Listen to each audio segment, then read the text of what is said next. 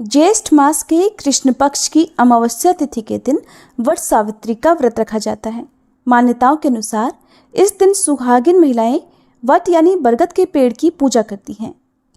ऐसा कहा जाता है कि वट वृक्ष में श्री ब्रह्मा, विष्णु और महेश का वास होता है। इस दिन बरगद के पेड़ की पूजा करने से पति और परिवार को सौभाग्य का आशीर्वाद मिलता है और पति की अकाल मृत्यु का खतरा भी टल जाता है।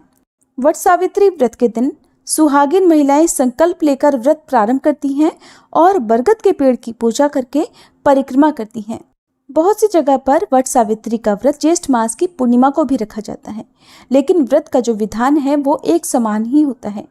इस दिन दान करना बहुत लाभकारी होता है और सुहागिन महिलाओं को इस दिन सुहाग की सामग्री का दान अवश्य करना चाहिए। वट सावित्री व्रत के दिन सुहागिन महिलाओं को भूलकर भी काले कपड़े नहीं पहनने चाहिए। इसके अलावा सफेद रंग के वस्त्र भी धारण न करें और काले या सफेद रंग की चूड़ियां भी नहीं पहननी चाहिए। वट सावित्री व्रत देवी सावित्री के नाम से रखा जाता है।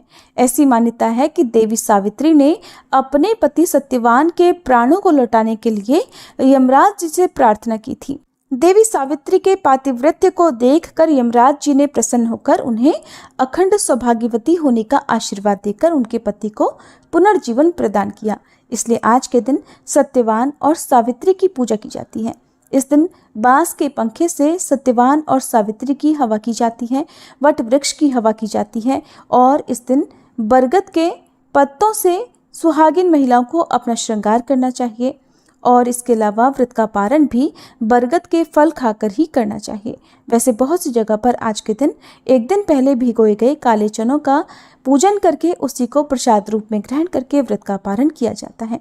आपके यहाँ पर जैसी भी मान्यता हो, आप उस मान्यता के अनुसार ही व्रत का पारण करें।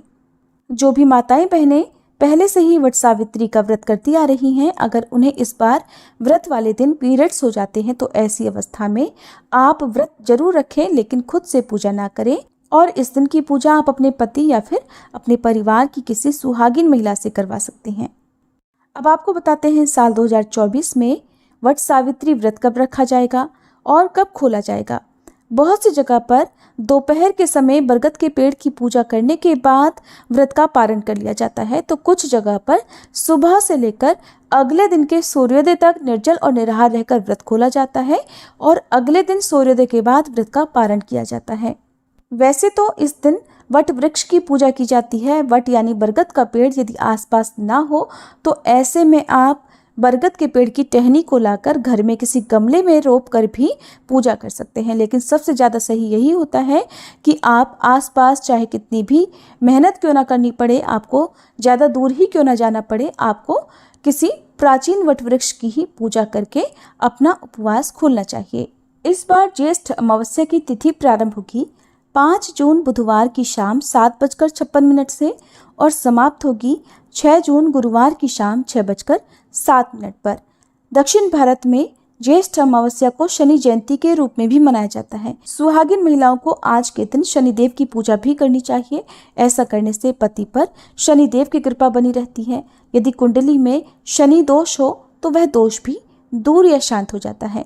इस बार 6 जून गुरुवार को ज्येष्ठ अमावस्या रहेगी और इसी दिन वट सावित्री व्रत रखा जाएगा। वट वृक्ष की पूजा आज के दिन के समय की जाती है।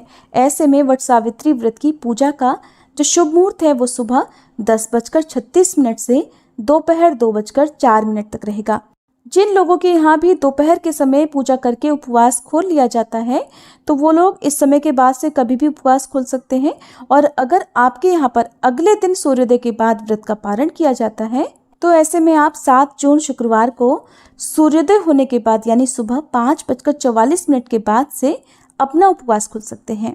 वट सावित्री व्रत में मीठे पुए का भोग बरगद के पेड़ को लगाया जाता है। इस दिन 108 परिक्रमा की जाती हैं और कच्चा सूत बांधा जाता है।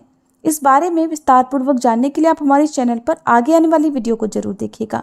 उम्मीद है जानकारी आपको अच्छी लगी होगी। वीडियो पसंद आई हो तो वीडियो को लाइक करके चैनल पर अगर नए हैं तो जरूर सब्सक्राइब कर लीजिएगा।